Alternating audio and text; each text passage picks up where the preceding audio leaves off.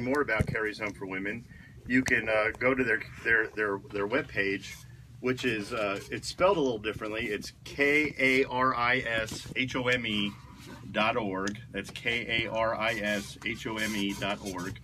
And they also have a Facebook page with the same spelling.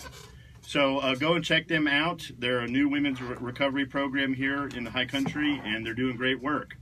I have my my friends Justin and Chris. Good morning. Good morning. Good morning, guys.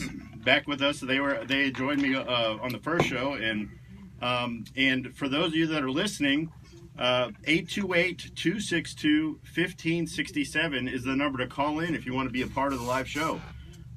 We have rookie mistake happened last time also, which was I didn't see the countdown that the show was ending, and I ended in the middle of a question I was answering.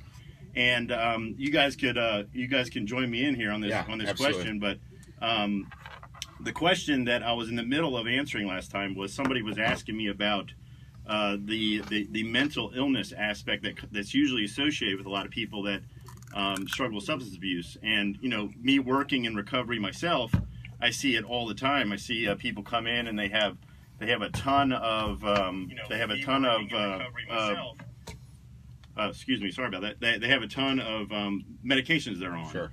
And the person was asking, is this really necessary? Now, just up front with everybody, this is an opinion show. Sure. Somebody that I don't know what makes you an expert in recovery. I've been in recovery for about 13 years now, working on 14 years now. And about the same amount of time I was in active addiction. So I was diagnosed. I had diagnosed myself. And this is what I always tell people. Look, I'm not your doctor. Don't go and take yourself off a bunch of medications. But, it's only fair to say that, how can a doctor really diagnose you if you're in the midst of active addiction? Right. Okay. And then on the other hand, most scientists, most clinics will tell you it takes a good year for of clean living before your body really has adjusted back to the right balances and whatnot. So, it's going to take a good long time before someone could really give you a proper diagnosis for mental illness. But you guys have anything you want to add? I definitely do. I would say when it comes to that, you're on heroin. Say you're on heroin for 15 years, 13 years, and then you come off of it, like you said, you spent, and we'll say 30 years old. You've spent half of your life, and you're 30 years old. You spent half of your life on heroin, okay? Now you've come off, and you've got 3 months sober. You're depressed. You've got 3 months clean. You're depressed. You can't figure out life. Nothing makes sense. Well, what you've got still is untreated alcoholism and drug addiction. Just because you've come off for 3 months doesn't mean that everything goes back to normal. You've conditioned your brain. You've conditioned your mind. You've conditioned your body to basically go to those things anytime you're happy, sad, mad, glad, any of those things. So like Jim just said, it takes... you can't just come off of it and 3 months later say, well, why don't I feel better? Why don't I feel better? Well, because you've used heroin for the last 15 years of your life to make yourself feel better. You've used heroin for the last 15 years of your life to make yourself happy, glad, sad, come off of any feeling you're having. So that's the issue is people come off for 3 months and now they're going to their doctor to get to try to help them be happy again. What are your thoughts on that? I agree. Even in active addiction, I was on antidepressants and stuff, and you don't know if the depression's coming from the lifestyle you're living or if you actually got something going on. Fortunately for me, I come off of the antidepressants after I got some sober time under my belt. So. Yeah, and you need to do it like that. Maybe come off the drugs, then the antidepressants, and then look at your mind as a whole when there are no substances in it. And then maybe get an opinion on where your brain is. I do want to say that I am not speaking out against medication for people that struggle with mental illness. I obviously in recovery, if you're working in the field of recovery, you actually do encounter what I believe is some some pretty significant challenges when it comes to that stuff. And my heart goes out to, because in my experience, and again, it's it's very limited, obviously, but what's out there to help people. I think I said this last time, but unless you have a lot of money, a lot of resources, really isn't a lot out there with people that are really struggling. People are just doing the best they can, as far as community agencies and whatnot, trying to help people out. But it's a sad thing, man, because there's a lot of people out there struggling, and unfortunately, a lot of them kind of get pulled up with people that are struggling from substance abuse, because basically in the height of it all, a lot of substance abuse looks like mental illness. Yeah. Well, I mean, absolutely. the moral of the story is you need to, like for myself, I needed to go somewhere to be able to get off of it all, clear my head, and really just stop filling my body with things to make me feel better, or after I was off of certain things to make me mentally feel better. I needed to just take a time out, which most people don't get to do, but I needed to take a time out from life, man, and just, it was the best decision I ever made, and I made a call to my friend Jim Quigley here, and I said, dude, I just need a time out. I need to figure things out. I need a break, and I needed to get all those things out of my mind, my body, and reset. And for me, it was, I started filling it with God and the Lord instead of the drugs and all that other stuff.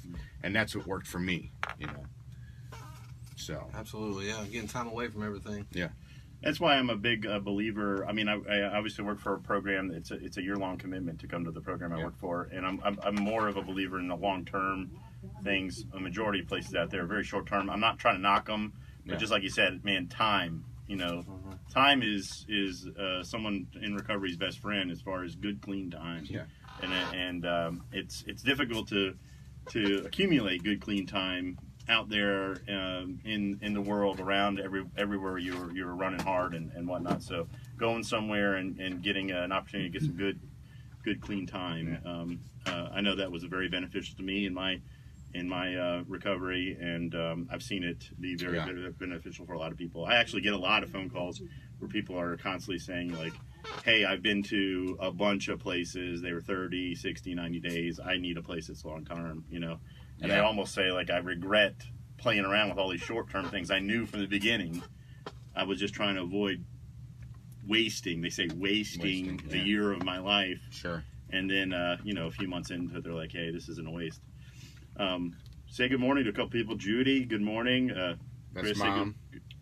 Oh, that's your mom. That's Mom, Judy. My mom. Chris, We talked Mr. about Mom. The moms are here. The moms are my here. brother Paul in Georgia over there. Thanks, Chris. Chris is at South Carolina, I believe. Chris O'Neill. Good to see you, brother. Thank you guys for supporting and getting on. Pass the word. 828-262-1567 is the number to call if you guys want to be a part of the show. So, I put on the Recovery Talk Facebook page last night an article, and the article is called Rat Park, and I'd come across this story about this scientific experience.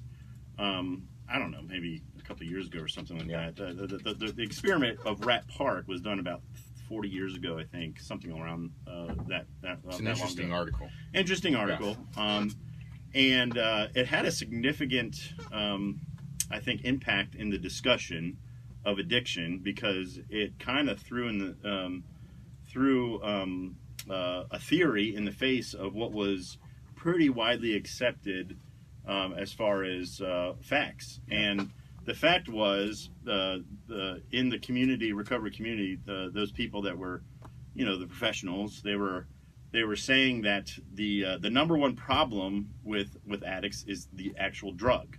Yeah. And so that started the war on drugs. That was Nancy Reagan. She was the one that came up with the just say no. Yeah. You guys grew up. Yeah. I don't know. I'm Just a say little bit no. older. Just say no. But do you remember the fried egg commercial? Yeah. This is your brain on drugs. drugs. All that kind of stuff. A lot of it came from this disease-focused, drug-focused mentality, and then this experiment came along called Rat Park, and it kind of flew in the face of a lot of that understanding. So You know, we're coming up on a break, and we're going to get into this when we come back, though. But gonna be a good really, topic. Yeah, Excited. absolutely. Good job. Sweet. Okay. Still ain't going up. Good job. Position that so you can get in here too, or I can move over. No, I'm Tell you good, what, man. move him a little closer to you, gentlemen. I hate to do that because we need to hear you better. I got you. Okay. You know, Justin, don't move away from him. Move closer to him. Okay. Do I think? I was trying to get him in the camera too. No, that's fine. That's fine, but move closer So to move on a him. little closer. Because too. you guys, I hate to say it, you got to share that mind. I wish it wasn't that way. There we go. There's old Chrissy boy. He's in it now. You can hold hands. Yeah. Yeah, He'll- good. Oh, all right. You got time, guys. You got time. You got Whoa! Look at that. 1, 2. You got 3. Imperial You got Beach, 3 minutes to go. California. Mikey's present. He's in Greensboro. There's Lindsay that was on the show last time. Hey, Lindsay. Is that my Hey, friend Lindsay. Wendy from California? Yeah. Is that what it was? Lindsay Silcox. That'd be about 7:30 now, 7:45 in the morning there. Nick's mom, Kimberly. Yeah. Hey, Kimberly. Nick's mom. He's in the program now. We're glad to have him Yeah. here. Very cool. Thanks for supporting the show. And California's the farthest out we've gotten so far. Nice. Bro. We also broke 200 likes on Facebook last night, so Nice. Okay, guys, you're inside 2.5 minutes. all right. Paul DeVivo said, no matter what your addiction is, Jesus Christ can free you and fill you with love that's limitless. So Paul true. and I went to high school together. That's true, man. It's Yeah, not just very drugs. It's any addiction, you know. It's fear. That's why people keep going to it. Yeah. You get scared. You get insecure without it. Yeah. You know, you get insecure without it and you feel the drug is going to help you through it. Yeah. And then you start imagining psychological problems. And then Yeah. that psychological problem becomes a real problem, Sure. even though it never existed. That's Because your right. mind can overtake the body. Creating problems for yourself. I mean, think about how powerful the mind is, Oh, yeah. and we're using what? Maybe not even a third of it? 10% of it. Yeah. Guys, you are 90 seconds from now. You're coming on. Hey, Gary. Gary's supporting us from Grand Isle. Is that Louisiana? Is it Grand Isle, Louisiana? I don't know. I've never heard of it, Bob. Gary Grand Robinson. Isle, Grand Isle, L.A. LA. Yeah, that would be Louisiana. Yeah, that's the Lower, that's the they call it abbreviation. lower LA Okay. instead of LA. Like Yep, LA, he said yep. California. Oh, it is California. No, LA, California is LA, and then I think they call lower LA Alabama. Okay. Or Okay, guys. Louisiana. You're inside a minute. Inside a minute. We will hot the mics at 10, and I'll give you the countdown Okay. by hand. Don't say anything. Mics will be hot when 10 seconds comes on. Down on the bayou. She said. Some crawdads. Oh. 40 seconds, gentlemen. I 30 caught seconds Gary a from the 300-pound rebuttal. grouper once. Yeah, $300 first grouper show, once. he was talking I think it was about that. $300. He said, "You just made me $300." Does he still fish? Yeah. I just did some fishing. Mike- And Mike's if, still Gary, I hot gotta in ask 20 you how you know seconds. Christy Haas too, because we all know Christy really well. So Tighten the bolts, line up the flushing valve, Mics go hot in 10 seconds. secure the tank with a screwdriver. $300. Mics go hot in 5, 4, 3, 2, 1. I got still.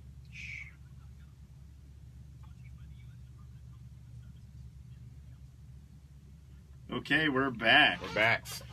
So let me try to set the stage a little bit about this rat park thing. So the experiment that was used to kind of help support this idea that the problem is the drug. The experiment that was used. I forget what the name of the cages were. I don't know if you remember in the article I tell you, but He's got that's not really that blood right important. here. But they put these rats in these little teeny Skinner cages. boxes. Skinner boxes. Yeah. Call them Skinner boxes. Okay, they put them in there and they make it available for the rat to actually inject itself with Yeah. drugs.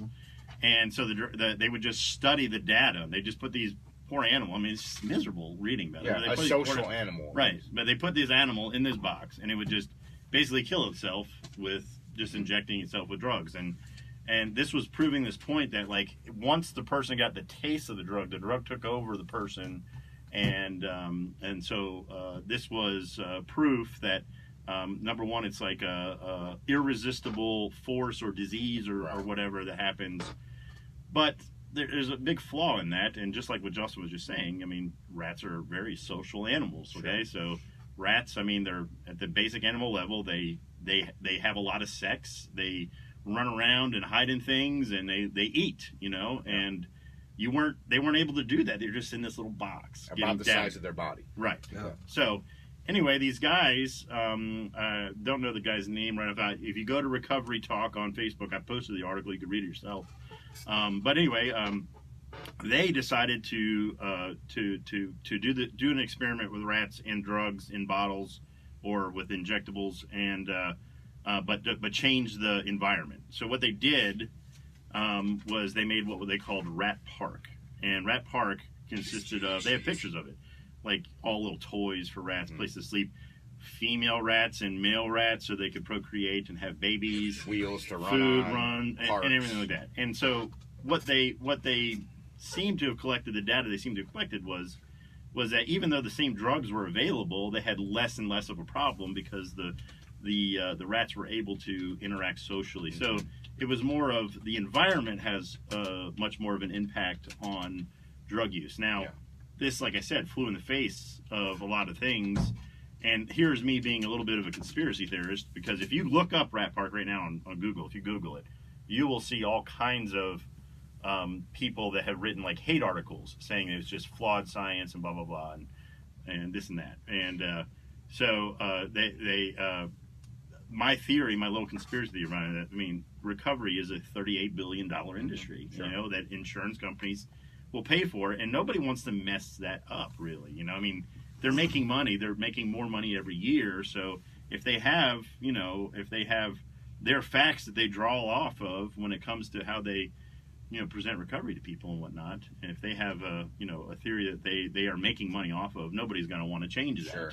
And I think that's really ultimately, you know, a lot of big reason why this show exists right now is because I think we really just need to be having a conversation about recovery in general, because what they've come up with so far, obviously, just pure numbers and statistics, it's not working. Okay, not to say we throw out, you know, everything that from back then, you know, but or they've learned up to this point. But look, they can't. Nobody has the answer as far as how do you help the average person with recovery. Is there something to say in general, even before? I mean, you guys share a belief system, you know, in Christianity and the gospel, which, you know, I'm never going to be ashamed of talking about. But I mean, is there something we could talk about the masses of people that are actually not even, you know, they just want to get help right now?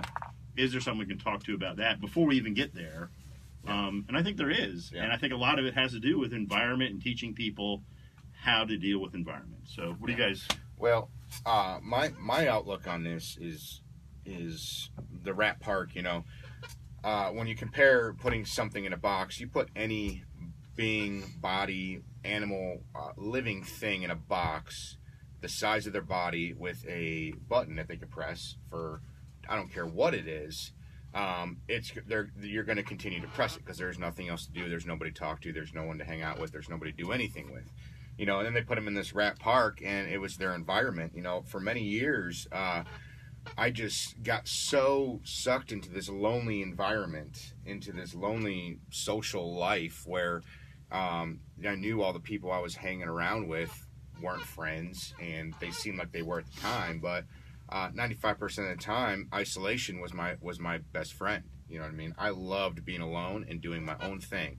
Well, then you get to a point where, you know, you're kind of like Mike was talking about earlier. You're kind of, even when you're not on this stuff, you're just coming up with these scenarios and coming up with these ideas and coming up with these reasons of why you should be alone. So, like we talked about earlier, you go 15 years, if you're 30 years old and you go 15 years making up these scenarios and making these false realities reality, it's obvious why you'd want to, you know, sit alone by yourself and continue to do the drugs, you know.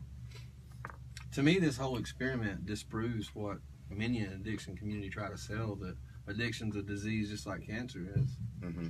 Personally, I don't believe that. No. I don't think it's a disease. And I think this experiment goes a long way to showing that it's not. Yeah.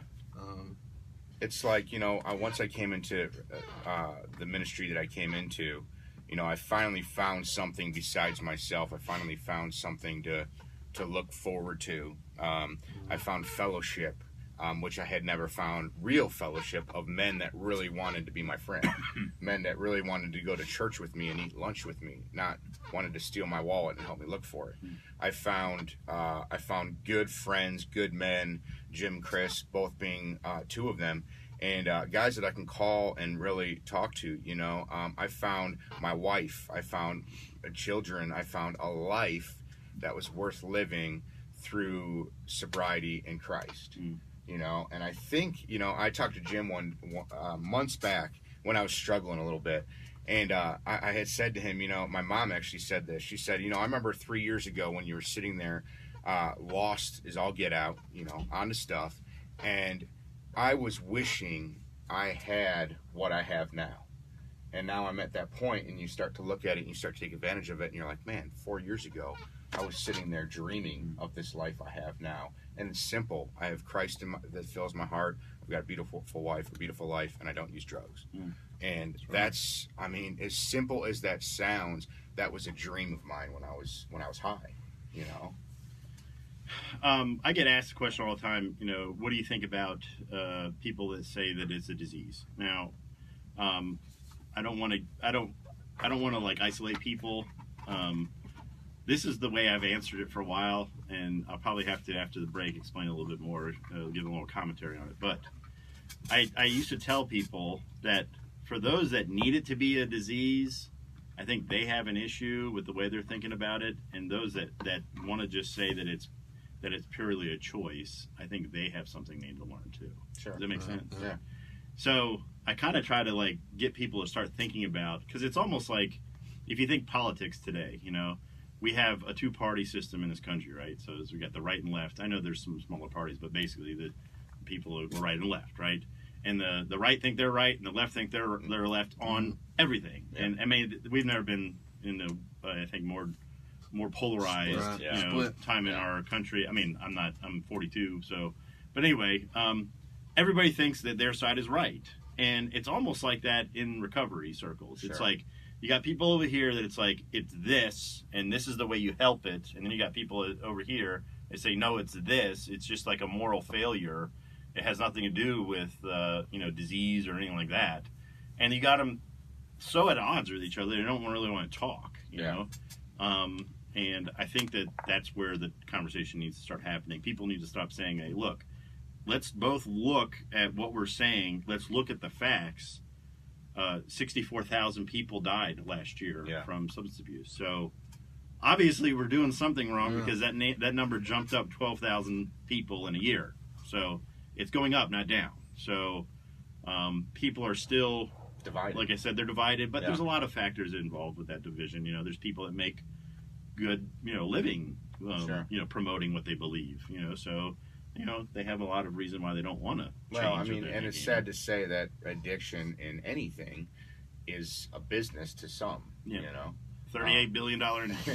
No matter what it is. I say that a lot. But. Yeah. I mean, there's people's livelihoods that are based on people being addicted to something, you know, which I'm not discrediting anybody's profession, you know, but if we all just came together, like you said, maybe find a common ground, because there are things that work on both ends, you know. But if we came together and kind of figured something out. Hey, when we come back, if you got an opinion, want to share it, 828-262-1567, 828-262-1567. We'd love to hear from you. Nice. What? Like not explain. It's the High Country's information station, AM 1450 and 96.5 FM. WATF. I used to use that. I used to tell people there was a disease. I've got this problem. It's not my fault. I've got it. Well, watch that look man. for His excuse computer. after a while, The other morning, Bill played the national news, the bottom of the hour news, and then I got in the commercial, went into his news, and he's already with the weather lined up to come out and do what it is. It came right out of his news and went right back to NCNNBOH. He's like, what the? And he had to stop it and play the weather. You got to watch it, man. You have problems on CJS with that thing? Not really. It's usually user error at that point. Yeah. Bro, I'm Not in the telling front, you that's why what, I've got a man. fan facing right It's to a my shame office. the industry's Why? not where I said it the was air conditioning's 25, working back 30 here, years but ago. not in the front. That's why I have a fan blasting right to my office. That first time I I'm came in here, serious. when I was just a guest, it was like boiler room. It's in true. here. So hot. Right? 'Cause I mean, So hot. on There's all air, the equipment. on air talent's It's so become hot in here. There's no air conditioning. Now it's nice. It's actually nice, yeah. Some staffers in China after complaints about symptoms similar to health issues reported previously by American Yeah. And then they look at me and he's Cuba. like, sorry, Mike. CBS News says No, it's not, because what it's become, everybody's falling in love with the sales end of it. They don't care about the on air. Yeah. And everybody's gotten to the point of going more Still gonna do syndicated remote. because you don't pay and show remote. salaries. Exactly. Hold on to some of his clients, but And it's really sad because No, I agree. it's killing the industry. You can thank iHeart for it. Yet if you go north of the border Hey, in Brian. Canada, if you mention syndicated programming in Canada, they'll laugh right in your Love face. Facebook Well, it's like one activity guy I know is Rick Still 11 Sanford. He people works still at watch it. CHML out of But I think 2 of them Hamilton. are- It's the big news talker. They're Yeah. the big news info station. and my mom 9, is 10 one. a.m. I think it's I was never able to get on the 105, Wi-Fi. something like So, that. No. And And my wife is one. And now we're down to And 9. he told me, he said, Mike, Now we're up to think 10. about it. there, We're in Canada. There we go. We're We growing. could get hit with a fucking blizzard at 2 Yeah. in the morning. Like We it. got to keep people abreast of what. Pardon me, I'm sorry. No, you're fine. Yeah, we got to keep people. I'm sorry, I forgot we're on Facebook. We got to keep people abreast of what's going on. We can't just go into automated programming. And it's 24 hours around the clock. Like when I listen to hockey games up there, or Canadian Oh, no, it's football, very or the different. Blue Points Jays, here, the Toronto Blue Jays. After, like, as you're getting near the end of the Indians in broadcast, Canada. you'll hear Yeah, they'll come on, you know, the commercials, and then there'll be a 10-second blurb, and they'll say, "This is Mike In cases Philby," where alcohol and is whatever available, station they're on, I Yeah, forget what it is. cultures were You know, destroyed. News Radio Not 640 There's a caller. will have a full Yeah, detail. caller. Makes everyone around you feel better. WATA. 24 years and records have been You guys don't gathered. watch There's last never week been a tonight with John warmer month Oliver. of May. Yeah, hang on, we'll put John Hold. You'll be on shortly. Hang on. No, I First don't. call, guys. Okay. But he'll say, following the broadcast, we'll have news, weather, Yeah. sports all night long on your news leader, and then they go boom right Yeah. back in the bumper. And I mean, it's live radio. It's live around the clock. I didn't know what was going on. But they won't do that in the States. They won't do it So up you don't here. hear it. I don't know why. Apocalypse. Good morning.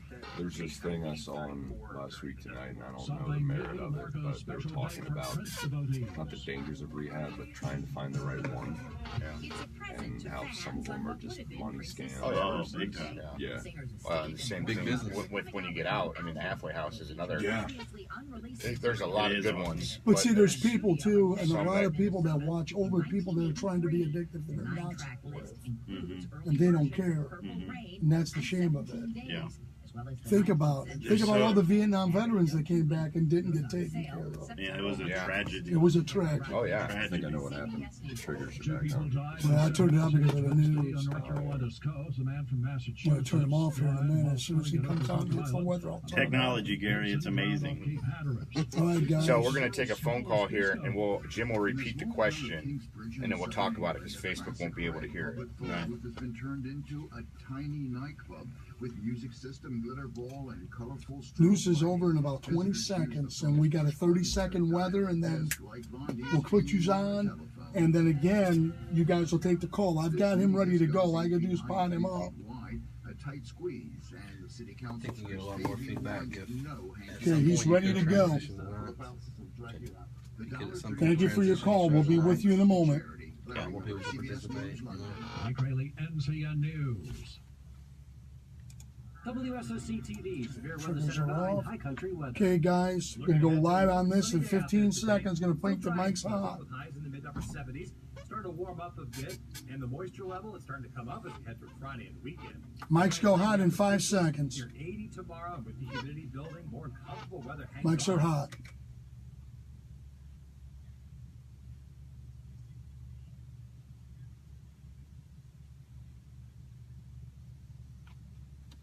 We're back on Recovery Talk. Hope and help for the hurting. 828-262-1567 is the number to call. And we have our first call in. Yeah. person. So, hello, you're on Recovery Talk. Mike Moorhead, how are you doing, brother? Down in Greensboro. You're in Suffolk, Virginia. Very nice. What's going on, Mike? You got a question for us, or you just wanted to say hi?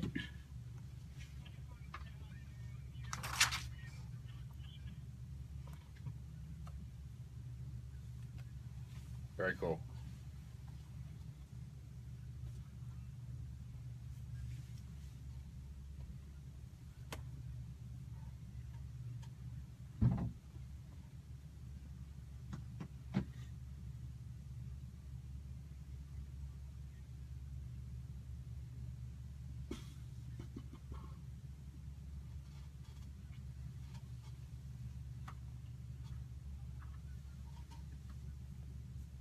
You got that right. Congrats on 6 years, man. Yeah, that's awesome. Well, it's been a blessing to be your friend. This is Mike and I have known each other since I was 6 years old. Oh, wow, that's cool. Yeah, his dad was my dentist my whole life. Our fathers went to high school together. But Mike and I had been to 2 or 3 rehabs together. And he came up here a few months after I had come up here to go to Freedom Farm. And 6 years, 6.5 years. That's and cool. He's got a beautiful baby boy, and he is a driver for Little Caesars Pizza. Nice. He's home every night, but he drives the tractor trailer, does a lot of work. But anyway, Mike brings up a good topic, and we've talked hours and hours about this 12-step recovery. And this, without getting into a lot of details about 12-step, what I wanted to say is this is another one of those areas where people are either really hating on it, or they're like it's the only way. And I gotta tell you, I've been on both camps. Okay, it's just just be totally honest. I've been on both camps, and I've started to now go more central on this. And this is what I'd love to see. When you really look at 12-step in the original writing, which that would be the big book of alcohol. Now there's a 12-step group for everything, but it's the same 12 steps that came from that book. And, they didn't originally want to be the only guys on the block. Right. They were just saying, hey, man, this works for us. And, we want it to work for you. And let's show you how this worked for us. But, in the, 80, 90 plus years since its origination, it's now become, you don't get that message a lot of times. Yeah. So what I would love to see, and I actually have friends on Facebook that I'm friends with, they're wanting to see like a, reformation of 12-step groups, okay? In a reformation in saying that, man, they'd like to see people get back to just understanding that, like, to stop being so dogmatic about it, Well, it's and not take God out of it. Yeah, exactly. I mean, they acknowledge God, and that's another whole, but without getting into all those other controversies, I did see a guy that's been studying it for 25, 30 years. He was on NPR not too long ago, and there's I'll actually put it on Recovery Talk later. You can listen to the 5-minute little broadcast. This guy wrote a book on it, and he wrote a book called Debunking the Bad Science of 12-Step Recovery. And he's a scientist, and he with all the data, he gets finally asked, like, so why is it that it works for some people? And he says, it really has nothing to do with their 12-step philosophy. It has everything to do with what we were talking about, Rat Park, with community. Yeah. He says you get a small portion of people that go to those things.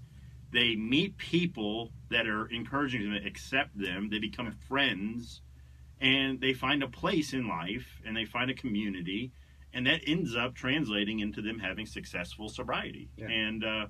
And that's something to be said, that should be embraced. Okay. Yeah, absolutely. But the thing about it is, in my opinion, a lot of 12-step people, what they need to do is they need to say, hey, look, if this isn't the community that you're finding is good for you, why don't you try there's all these other communities. Like, I know of Celebrate Recovery. It's a Christian community. Yeah. Hey, why don't I go and talk to your pastor with you, if maybe that would be, or, find a community that would be a healthy environment for something like that, and try to encourage people to be a part of it and become a part of it, But if you start promoting that idea, I wonder if we'd start seeing a lot more people because this guy's point in writing about the bad science behind it is that because of the dogmatic now, the few people that do get help, the majority of them leave feeling defeated because they leave feeling, hey, I didn't work here, so it's my fault. Mm-hmm. You know what I'm saying? So, Mike, man, thanks for calling in, brother. Yeah, thanks for the call, and we appreciate your first call, and it's a good topic, the balance and the difference between AA and our secular and a Christian program, if you will. So, Mike, we'll talk to you soon. There's another one of my friends, Angie. Angie, yes, Thanks, we're bud. on 96.5 in Boone and AM also. What's the AM station? 1450 AM, 1450 96.5 up here in Boone. Where is Angie located? She is in Lenore, North Carolina. She might be able to pick it up down there, right? Yeah. Oh, yeah. Yeah, you can pick it up down there. So back to this Rat Park thing. We were talking off air a minute ago. Those of you on Facebook could hear us, but so the thing about Rat Park is we're talking about rats, so and that was where this article leads into. Can we see anything that supports this idea with humans? And yes, actually we can. And where this guy was, he was located in Canada, and he started talking about back in Western Canada, where he was from, during colonization back in the day. Yeah. What they did back then, another really bad mark on human history here, but they basically wanted to try to assimilate all the native people up there. So what one of the things they did was they confiscated all the kids and sent them to like reform schools, told them they couldn't speak their language and things like that. Took away their culture. Took away their community. We're going back to this idea of community. Now, the interesting thing about it is that in these communities, alcohol existed, okay, before this happened, when it comes to alcohol and substance abuse. Yeah. But here we go. We get this separation, and we get people now being sent back, and it was something like, what did they say, like 90, 100% substance abuse issues. Yeah. So what was it that changed? Obviously, they had been their environment had been destroyed. Yeah. And again, when you want to start blaming it on just the substance itself, right? And this idea that you have like this uncontrollable force that draws you to it without addressing this other thing. I mean, then you try to help these people, and even when they were removed, they said even when they didn't have access to alcohol, these people were isolated. They were depressed, high suicide, things like that, even when they didn't have access to the substances. Yeah. I'll just read real quick on 3 of the points, just kind of overview them. In cases where alcohol was available to natives, but their cultures were not destroyed. So the alcohol was available, the cultures were not destroyed. They were able to incorporate alcohol into their native traditions without much trouble. People drank. Some people didn't, but there was no widespread of alcoholism. And then number 2, in cases where native cultures were destroyed, but alcohol was not available, native people showed many of the symptoms that are associated with mass alcoholism. So it's just really showing if you take the culture out of it and you take the community out of it, and all you have is alcohol, obviously, yes, you're just gonna drink, But when you give somebody, like we talked about earlier, an alternative, a full life filled with, for me, God, family, friends, true family, true things that really make me feel good, the alcohol doesn't seem so, the drugs don't seem so impressive anymore, you know what I mean? So today, taking this idea, we have actual historical precedents to look at to where we can see that there is something to say about this environment type theory. Mm-hmm. Now, what does that have to say about today? And this is where people really need to understand. I don't think anybody needs any convincing of this either. I'm 42, and I've seen our culture take this shift in my time to this extreme individualism. Right. Not only extreme individualism, but what do most people do all day long is they compare their individual lives to everybody else's amazing individual lives on Or what social they media assume all is day their long. life. What they assume, right? So there's like this. So here you got this extreme individualism, this ability, technology, which can be great, but it also can be extremely damaging, right? Where you could at any moment of the day, you can see how much your life is not as good as everybody else's. So you get that constantly pumped into you. The media, constantly. I mean, you really got the odds stacked against you when it comes to stuff like this. So, what is going to be the answer for something like that? How are we going to help people when it just seems like everything's stacked against them when it comes to this mentality? We're going to be able to talk about that when we come back. 828-262-1567 is the number to call if you want to be part of the show. Thank you, Mike. Have you ever been stuck in a tight spot? Don't worry. Texas Body Shop. This will be your last segment, gentlemen. We'll take it to the bottom of the hour. right. And you have got minute 45 before this break is over. I listen to a lot of Mike Kelly during the week. See, well, the thing Get it is, down. you got to understand, too. It's like Jim White used to say when he was on Camel X and addiction came up, he would tell somebody that was addicted, this is the problem. I can go to a bar and have a couple of drinks and walk away. You can't. A lot of it is you let it overtake you. You let it overtake you because you get worried, you build up fears, insecurities, and it gives you that feeling of escape. Like what happened to Errol Flynn. I'd say that's how it starts.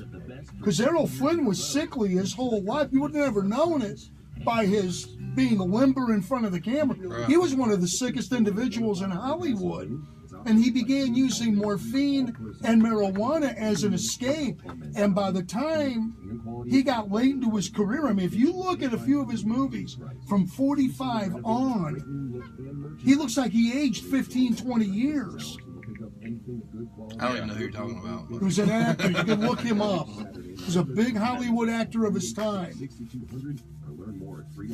And I mean, in one of the movies, to give you an example, when his drug use got so bad, he was 43 years old in 1952.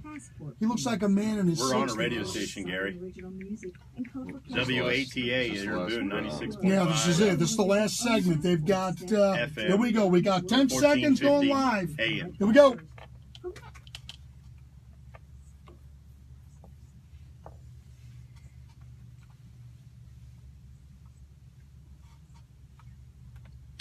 We're back, and we were just starting to talk about the extreme individualistic society that we live in here in America. And I don't think it's much different in a lot of parts of the world. My wife is actually from the Philippines, and they're pretty much a third world country in most of it, and it's still you find it there. They all have a phone, and they're all definitely caught up into it to some degree, maybe not as extreme as us. But 828-262-1567 if you want to be a part of the show. So what do you guys think about this problem that's growing, which seems to be fueled by people that don't know how to engage or find community, but we live in a community or in a world that doesn't really invite much community either. Right. Yeah, no, that's good. I mean, and that's, that's where it all happened for me. It was when I came to the ministry that I came to, Freedom Farm, and found God. Because now I found a church where I found community. I found friends where I have, for 13 to 14 years of my life, the only common that I had with most of the people I surrounded myself with was drugs. I could talk all day about it and do it all day with you. That was really the only common I had with the people I surrounded myself with. Now, I could sit and call Jim Quigley or Chris and have a conversation about God for 2 hours. We could sit and go get coffee and have a conversation about it. So, you know, after making it through that hump, a long hump, 13, 14 years, I finally have placed myself and found myself in a community that's got a common topic and a common thing in their lives that we live on a daily basis by. You know, not perfect, but I hit my feet in the my feet hit the floor in the morning. I pray, I do a devotion, and I go on with my day. And I've met other men and women that live the same. You know, so it's about getting away from the old people that you used to hang in. The circle's not just away physically, but off of media with them also. Yeah, I'd say so. Because, you know. Yeah, and your eyes your filter, basically. So what you're taking in is what you're going to think about. Sure. You know, and you'll notice, I mean, you know, there's people over the years that as I got closer to God, I got further away from them because someone that's not trying to live the way that I'm trying to live or we're trying to live, which I fail on a daily basis, but I'm inspired and I'm driven towards God on a daily basis. Someone that's not in that same boat is not going to want to stick around me and talk about God or hear me talk about God or hear me talk about recovery. They're not going to want to do it. They're going to, all right, I don't want to hang out with this guy anymore. So, yeah. I mean, so there's where a big challenge comes in. So you get people immediately away from all these people that are just doing the same thing, which is just leading down the same path, right? And then you get them clean and sober, and, you know, then they start to wake up. You know, that's what I like. They start to wake up. You know, they start to fire on all cylinders again, right? They start to be able to, and then Mike was saying this off airs, right? Then all this fear comes in their life. And you know what? I explain to people, they want to know, you know, why is it so hard for people to, you know, you get these people that are in recovery and like you bring them into community situations and they just don't want to talk. Right? They don't want to say. And you know what? I try to get people to understand what's going through people's minds. And I said, you know what I used to feel like when I would be in those situations? I would walk into a room and I would think that nobody in this room has ever had a problem like me. Yeah. Right. They have never done the things like me. They all have lives that are just perfect and going right. And everybody in this room knows that once you get to start to know people, even people that don't have anything to do with substance abuse, they have problems, man. Exactly. Everybody does. Human beings are human beings. I was just telling Todd is our brother on here that's constantly helping out with the Facebook Live. But I was just talking to Todd the other day, and I said, you know what? In my 40s, one of the biggest shocking things as far as when you have like these expectations when you're growing up. And I always had these thoughts when I was growing up that like there was a certain time that human beings hit this maturity level, right? Where it just like all these a magic age. Yeah, there was like this you suddenly join this group where like there's no more immaturity and everybody's like almost kind of like if you guys remember Leave It to Beaver, you know, the Beavers, you know, it's almost like you think of that these people that hey June, you know, and everybody, you know, and you know what, there's just no reality to that. I mean, I know people, I hang out, I like to brag about having a group of old guys that I go and I talk to, you know. They're not all old, but they're older than me and they're wiser. And they've lived. But you know what, man? They're honest with me and they have some of the same exact stuff going on in their relationships with their spouses, in their engagement with the world on a daily basis, in engagement with each other. They tease and stuff, and it's just like, you know what? There's not that much difference here, well, really. And when you're frozen and you're thinking that these people will not understand, and that, you know, the people that have long-term addiction, they often the common thing is that you stop maturing while you're using. And I would say there's probably some truth to that. You're not learning social skills is what it is. And you know what? Until people start knowing that about them and addressing that, you know, that's you know, if you just focused on getting them away from the drug or giving them some kind of drug to maintain their pull to this drug, blah blah blah, you know, you're never going to help anybody. Yeah, well, and it goes to what you're just talking about. All these emotions, when you're in active addiction, you don't want to feel any of these emotions, whether it's good or bad. So instead of feeling those real emotions, you cover it up with drugs. Yeah, my brother down in Elkin, Josh, I've known Josh for years. He just wrote, from experience, it comes down to shame, anxiety, and self-worth when you're deep in addiction that makes you not want to socialize with the community. And then all those things, it's like, you know, exposing a nerve that you've been keeping numb, right, with your substances, and then you expose that nerve with no more substances. It's and uncomfortable. Yeah, man. Any little flick to it, and you're hurting. Yeah. So, you know, speaking into that with people, getting real with people. But see, the thing is, again, we live in this. Yeah. Nobody wants to be real with people. They want to show you their Instagram life. You know, their masks. They want to everybody. Yeah. Yeah. And it's just. Well, there's a different sense of accomplishment once you come when you come out on the other side, and you finally learn how to deal with those emotions. You know, like I was saying before, I'm a married man with 2 kids now. If you would have asked me 4 years ago, I would have told you were crazy. But there's a sense of a whole different feeling inside of me in my heart that God gives me when me and my wife can work through an emotion or work through something rather than me just running out and, you know, going and using, you know.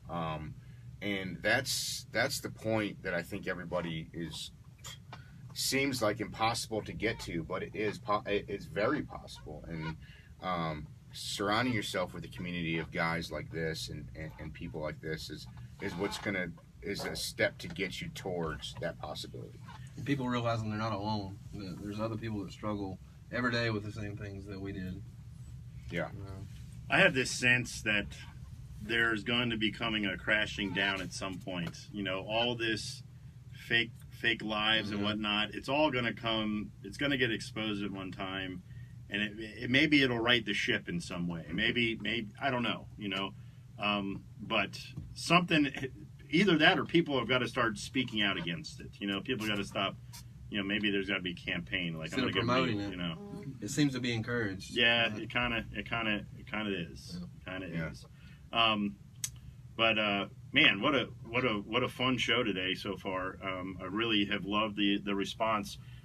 Gary said, "How long does it take to get your brain out of the addict way of thinking? For me, it got better 6 months, even better 9. 9 years later, still getting better." I don't think I share the same experience, man. I mean, 7 years this time with me. I had 6 years before previously, but definitely, man, time is your friend. Yeah.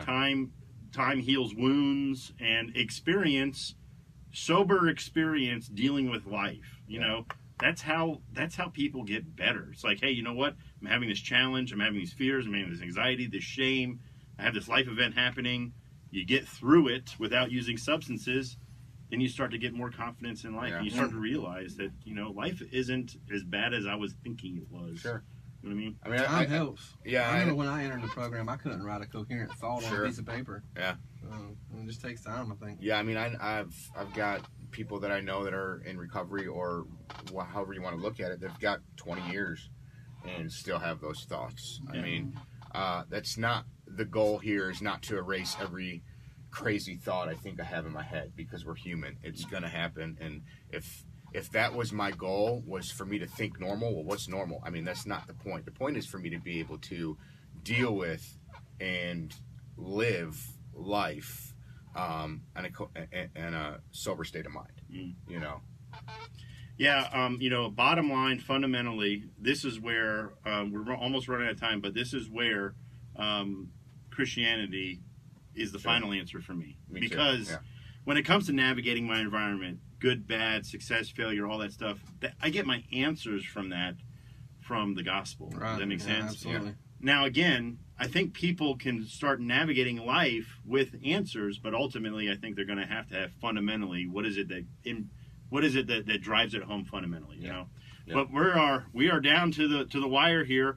Please pass the word. We want this show to grow. Facebook, passing around, liking it, passing it to all your friends and all that. That's going to get more people watching on Facebook, more people being able to be a part of it. We want to hear your questions throughout the week.